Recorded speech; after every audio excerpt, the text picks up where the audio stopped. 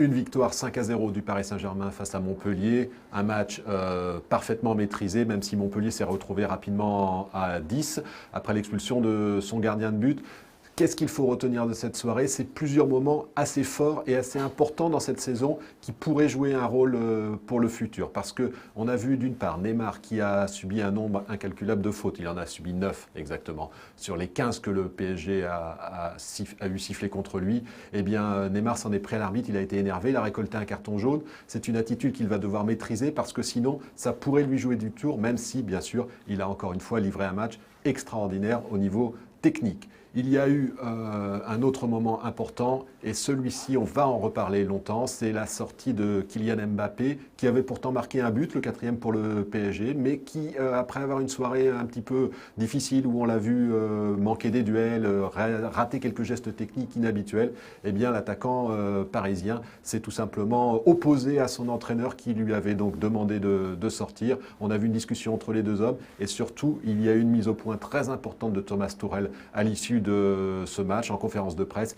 il a rappelé en gros que le football était un sport collectif et qu'il ne fallait pas avoir une telle mentalité, que ce n'était pas du tennis, sport individuel par excellence. Et donc, dans le futur très proche, il va y avoir une explication, à mon avis, entre les deux hommes et qui va valoir le coup d'être suivi pour savoir si, eh bien, Kylian Mbappé arrive à s'excuser peut-être de son attitude vis-à-vis de son entraîneur, mais aussi vis-à-vis de ses partenaires à qui il n'a pas forcément envoyé un bon message ce soir.